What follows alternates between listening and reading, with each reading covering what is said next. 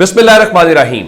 लाखों करोड़ों दुरूदो सलाम मोहम्मद मुस्तफ़ा सल्लल्लाहु अलैहि वसल्लम और आले मोहम्मद पर। मैं हूं उमर दराज गोंदल। आप जानते हैं कि एक नए मंसूबे के ऊपर काम हो रहा है। उस मंसूबे की दो जिहतें हैं। पहली जिहत यह है कि पाकिस्तान तहरीक इंसाफ को मुख्तलिफ हलकों में रीकाउंटिंग के नाम के ऊपर हरा दिया जाए, जिसका आगाज हल्का N154 के अंदर हुआ, जहां पे अब्दुल रहमान काजू को जितवा दिया गया और जुनून साहब है उनको हरा दिया गया। और उसमें जो तरीका इख्तियार किया गया वो पहले ही पकड़ा गया, यानी मुस्तरद वोटों की तादाद 7,000 से 20,000 पे चली जाए, 13,000, और जीतने वाला 6,500 की लीड से नहीं, मुस्तरद वोटों को उसकी जीत को 2 गुना ज्यादा किया जाए तो भी मुस्तरद वोट उससे ज्यादा हो। अब अगला तरीकाकार क्या है? अगला तरीकाकार यह है कि ये जो हुकूमत बना ली गई है वो अवाम ने तो मुस्तरद कर दी, अवाम ने तो कम से कम उनको इतनी अक्सरियत भी नहीं दी कि वो अपनी हुकूमत बना सके। तो अब इस तरीके से उनको 2/3 मेजॉरिटी दिलवाई जानी है। क्यों? अगर 2/3 मेजॉरिटी उनके पास ना हो तो फिर आखिर कैसे वो आईनी तरमीम करेंगे, कैसे वो बाकी काम करेंगे? ये तो वैसी ही हुकूमत होगी जैसे पिछले 16 महीने हुकूमत थी। उस सिलसिले में दूसरा काम है, और दूसरा काम है मखसूस नशिस्तों वाला। और उसमें क्या किया गया? उसमें सुन्नी इत्तेहाद काउंसिल ने या पाकिस्तान तहरीक इंसाफ ने मुतअद्दिद दरखास्तें दी। उन दरखास्तों को डिले में रखा गया, उनको समाअत के लिए मुकर्रर नहीं किया गया। फिर क्या हुआ? फिर MKM, पीपल्स पार्टी, नून लीग, वो सब पहुंच गया। उन्होंने कहा जी नहीं, ये लूट मार का माल हम में तकसीम किया जाए, यानी जो नशिस्तें जीत के सुन्नी इत्तेहाद काउंसिल को या तहरीक इंसाफ को मिलनी चाहिए उनको ना दें, ये हमें दें। तो अब उस प्लान की दूसरी जिहत यह है कि आप मखसूस नशिस्तें उठा के इनकी झोली में डाल दें। तो मखसूस नशिस्तें तहरीक इंसाफ की उसी तरह जैसे तहरीक इंसाफ का मैंडेट छीना गया तो उनकी मखसूस नशिस्तें छीन के आप इनको 2/3 मेजॉरिटी दे देंगे। मुझे यह बताइए, क्या इससे आपका निजाम चल जाएगा? जब MKM वाले खुद कह रहे हैं कि नून लीग हमें कह रही है आपका मैंडेट 100% जाली है, बाकी का तो 50-60% जाली है, यानी इस पे सबका इत्तेफाक है कि मैंडेट जाली है। अब आप जब ये हरकतें करेंगे तो क्या उससे निजाम के ऊपर सवाल उठेंगे या निजाम क्रेडिबल होगा? निजाम की बुक्कत खत्म हो जाएगी। मैं आपको मूडीज बता देता हूं, इंटरनेशनल इदारा है रेटिंग का, और मूडीज ने क्या लिखा है? मूडीज ने पाकिस्तान के हालिया इंतखाबात को मुतनाजा करार दिया है। वो कहते हैं कि मुश्किल फैसलों के लिए मखलूत हुकूमत के पास मैंडेट बज़ाहिर नाकाफी है। अब ये दूसरी तरफ करके इलेक्शन कमीशन, और जरा खबर एक और सुने, लतीफा पर अगली तफसील में जाता हूं। आरओ इलेक्शन कमीशन के नतायज जल्द मुकम्मल करें, इलेक्शन कमीशन की हिदायत। क्या इससे बड़ा कोई मजाक इस मुल्क के साथ हो सकता है?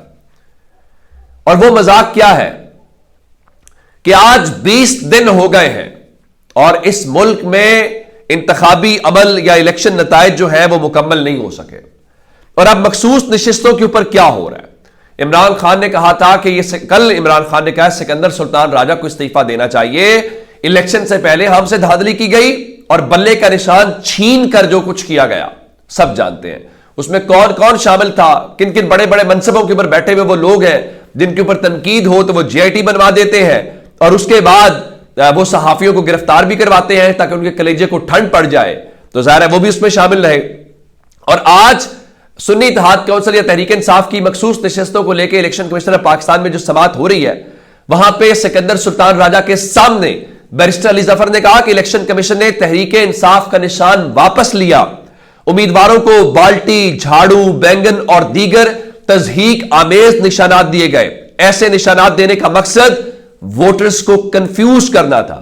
अब इसका जवाब तो इनके पास है नहीं, क्योंकि कौम ने मुंह पे देके मारे हैं वो इंतखाबी निशान के, जाओ ले जाओ, हम जिताएंगे उसको ही।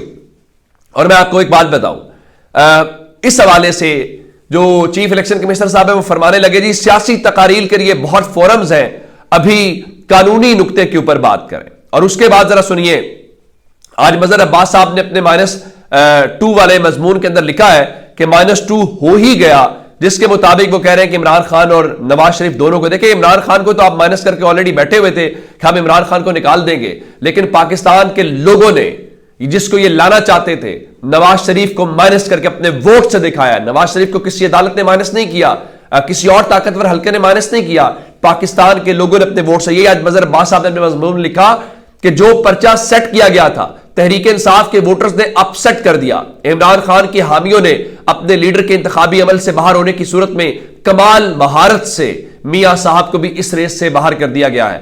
मैं आपको बताना यह चाहता हूं कि मेरी आज मुलाकात हुई, आपको याद होगा मंडी बहाउद्दीन में एक शख्स जो पुलिस थाने के अंदर मारा गया, अभी तक उस SHO को गिरफ्तार नहीं किया जा सका। और क्या है कि जनाब पुलिस दबाव डाल रही है, सुलह कर लें, मामलात हल कर लें, आला हुकाम मुतल्लिका SHO के ऊपर दबाव डाल रहे हैं कि आप उनको मनाएं, महकमे को क्लीन चिट चाहिए। ये है वो मोहसिन नकवी के क्रेडेंशियल्स।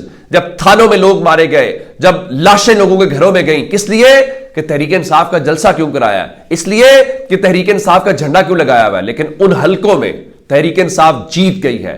ये कौम ने वो थप्पड़ रसीद किया अपने वोट के जरिए जिसकी गूंज बड़े अरसे तक हमें दिखाई देती रहेगी। और आज जब उन्होंने ये बात की, क्या कहते हैं बैरिस्टर अली जफर ने, कि जनाब हमारी जो दरखास्तें हैं उनको लटकाया गया और जो दीगर दरखास्तें हैं इंतजार किया गया कि जनाब दूसरी दरखास्तें आ जाए नून लीग MKM की, तो उनकी दरखास्तों को समाअत के लिए मुकर्रर कर दिया जाए। अब वो सारी बातें अपनी जगह के ऊपर रखते रहे और उनका आपने तमाम उन जमातों को नोटिस कर दिया कि वो आए, आप मखसूस नशिस्तें ले लें। तो कहा नहीं, हमने सिर्फ उनको नोटिस किया जो उसमें हकदार है। तो सिकंदर सुल्तान राजा ने कहा जी देखे, इलेक्शन कमीशन ने सुन्नी इत्तेहाद काउंसिल की दरखास्त के जायजे के लिए 3 इजलास किए। तवील मुशावरत के बाद सुन्नी इत्तेहाद काउंसिल की दरखास्त के ऊपर समाअत का फैसला किया गया। बैरिस्टर अली जफर ने कहा कि मखसूस नशिस्तें देना सुन्नी इत्तेहाद काउंसिल का हक है, जिसपे मेंबर निसार दुरानी ने कहा कि सुन्नी इत्तेहाद काउंसिल ने तो आम इंतखाबात में शिरकत ही नहीं की। क्या सुन्नी इत्तेहाद काउंसिल पार्लिमानी जमात है? जिसपे बैरिस्टर अली जफर ने कहा कि सुन्नी इत्तेहाद काउंसिल पार्लिमानी जमात नहीं है। आजाद उम्मीदवारों की शमूलियत के बाद सुन्नी इत्तेहाद काउंसिल पार्लिमानी जमात बन गई है। जिसपे मेंबर इकरामुल्लाह खान ने कहा कि सुन्नी इत्तेहाद काउंसिल आजाद अरकान के बगैर पार्लिमानी जमात भी नहीं है। आजाद अरकान की बुनियाद पर सुन्नी इत्तेहाद काउंसिल को कैसे मखसूस नशिस्तें दी जा सकती है?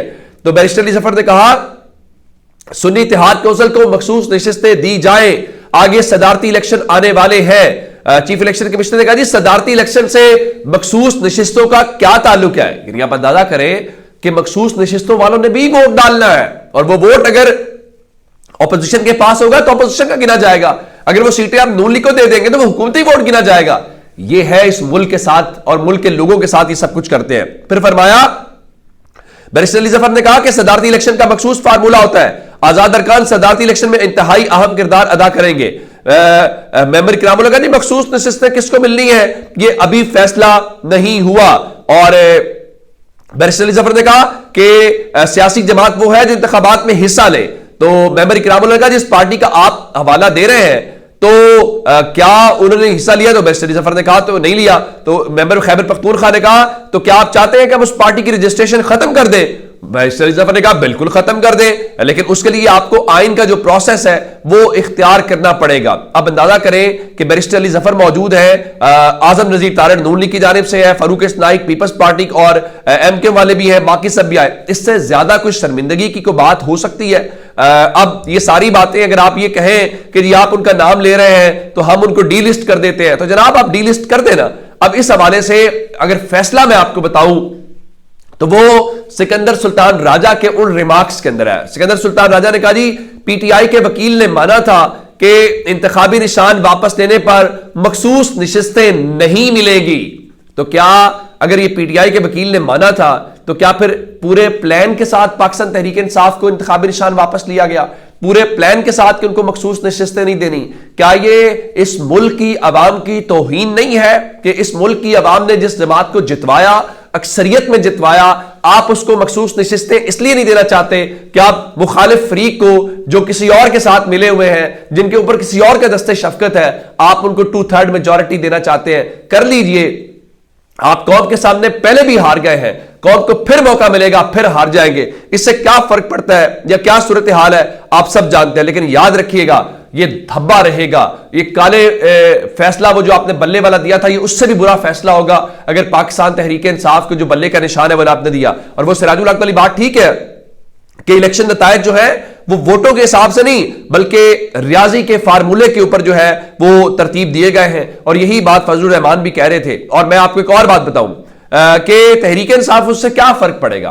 तहरीक इंसाफ तो ऑलरेडी उस मुश्किल में से है, अवाम के सामने वो सुरखरू है, अवाम के सामने वो जीते में है, फॉर्म 45 उनके हाथों में है। लेकिन फॉर्म 47 को आप अगर जितवाना चाहते हैं तो वो अब जितवाते रहे, लेकिन अब वो ना बायकॉट करेंगे ना वो असेंबलियों से इस्तीफा देंगे।